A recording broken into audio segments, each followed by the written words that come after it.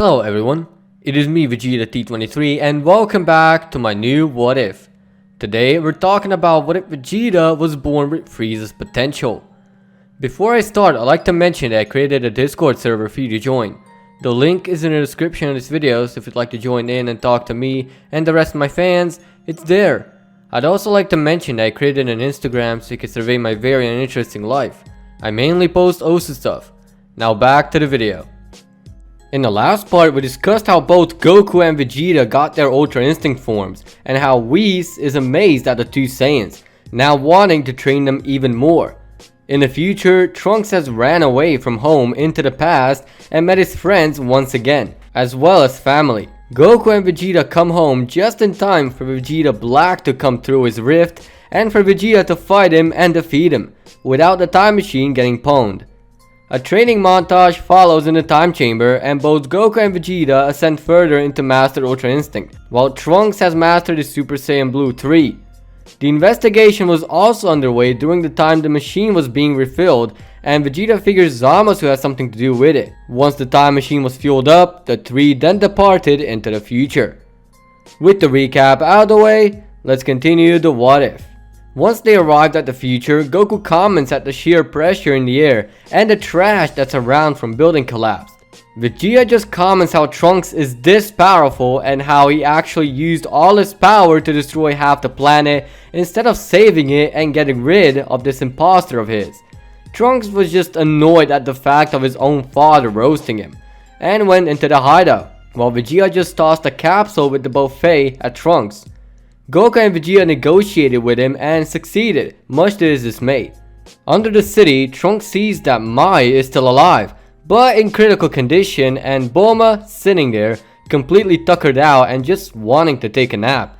That changed when she saw Vegeta as she began running, but once she stopped and turned around, she saw her actual husband, her darling, and she went to hug him and cry on his shoulder. Vegeta felt compassion and returned the hug, knowing this future version of his wife has been through a whole lot. While that was going on, Trunks took a senzu bean from Goku, chewed it up, and fed it to Mai, to which Goku was really surprised. The crowd cheered on for both Bulma and Trunks, as both made their mark. Mai regained consciousness, and Bulma regained hope, now knowing her man from the past was here, and he now has a chance to defeat the evil version of his and return him back. Vegeta then stopped the emotional moment and has gone outside, found Black, and reinitiated a fight with him. Black went into Super Saiyan Rose 3 and began the fight, while Vegeta immediately used the Mastered Ultra Instinct technique and played with Black while watching him struggle and get mad. Vegeta then took this turn as he began the same speech about the real and fake from canon, while beating Black to a pulp. Once he finished the speech, Vegeta wanted to gut punch Black and did so a few times until he punched a bit too hard and punched his way through Black's stomach, which didn't go well with Black. Vegeta knew Black is going to die soon, so he just finished the job by mercilessly crushing his head in, taking the Potara and crushing it, thinking that's what gave him the power to ascend without being a real Saiyan according to his theory. Vegeta didn't drop his guard yet though, so when Zamasu came in rushing to jump Vegeta, Vegeta simply dodged instinctively and looked back at Zamasu, now knowing that his thoughts were actually facts, and told Zamasu as so. Zamasu replied how it's all true, and how it was a necessary sacrifice since gods made mortals be more powerful than themselves, letting the primal rage take over them. So they needed a mortal body to show the mortals what a true mortal should have been like to him. Vegeta didn't want to listen to any of Zamasu's bullshit and proceeded to destroy Zamasu too. However, when Zamasu regenerated, Vegeta was dumbfounded and confused as to how is it even possible. He knew he had to defeat Zamasu, so he went down a form into Super Saiyan God, knowing Zamasu is very weak, and pushed him into space. However, he still prevailed and was alive because, well, deities can actually breathe in space. So, Vegeta kicked him in the sun, which made him burn to his death. Vegeta was happy, but not for long after Zamasu began engulfing the entire solar system and eventually the entire universe with himself. Vegeta was left in the darkness to fight, while everyone was trapped on Earth, So by the time Goku, Trunks and the others figured it out, it was already too late. Goku and Trunks attempted to fight, but their powers were stripped, so only Vegeta prevailed and is fighting for his life, maintaining a Super Saiyan God as to not die in space, and to defeat Zamasu once and for all. Zamasu's soul, or rather core of his being, materialized before Vegeta and started talking trash about him. Vegeta figured it was the center of Zamasu's mortality and took the same approach as he did with Black, which is to destroy him so completely that he can't live anymore. So he did. Using a combination of Super Saiyan God and Super Saiyan Blue, he managed to bring Zamasu to a halt, which only left the solar system to be corrupted. That gave Vegeta enough time to prepare a Hakai Blast and shoot it at Zamasu, which erased all trace of Zamasu once and for all. Vegeta at this point just laid in space, breathless and powerless. So when everything was over and the sky cleared up, Goku knew something was up, since Vegeta isn't coming down on Earth. So he went up in his own Super Saiyan God and went to investigate. He returned with Vegeta clinging to life and breathing heavily as he's catching some air. Vegeta saved the day once and for all in the future, and Trunks thanked them. Goku said to go to Namek and retrieve their Dragon Balls to revive the Earth's Dragon Balls, and they did with the help of Goku's instant transmission. They visited Namek and there were only a few Namekians remaining. They gave him a kid from the Dragon Clan and the son of Mori, Bomis. So now they are saved.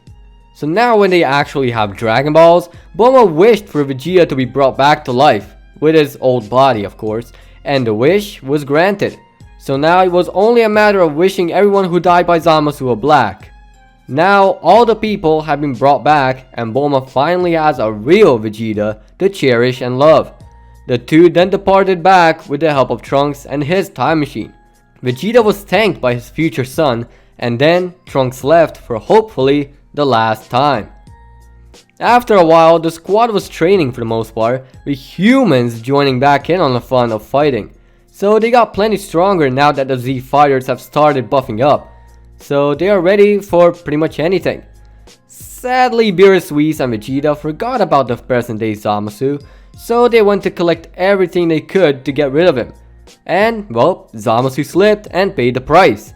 Beerus, however, didn't catch on to the story Vegeta told him about Zamasu becoming immortal using Super Dragon Balls. So Vegeta told him how everything went on and how he used a Hakai, which did drain him, but he managed to do it just by seeing him use it a few times and reading the key it uses.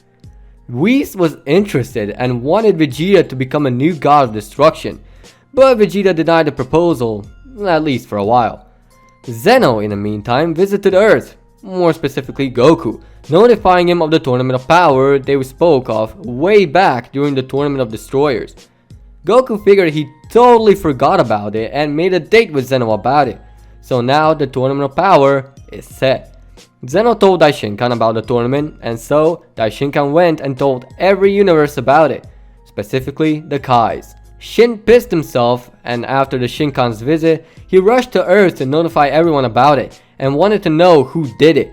It turned out to be Goku, and now it's up to him to fix it by getting the fighters to fight for their own universe. Vegeta jumps in, having arrived with Whis and Beerus, saying he is the only one who will join and destroy the whole multiverse and claim victory.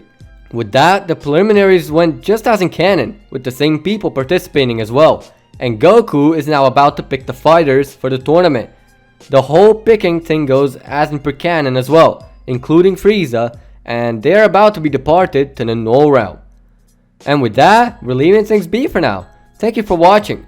If you think a boss is not calling me frequently, then click dislike, but if you liked the video, hit that like button.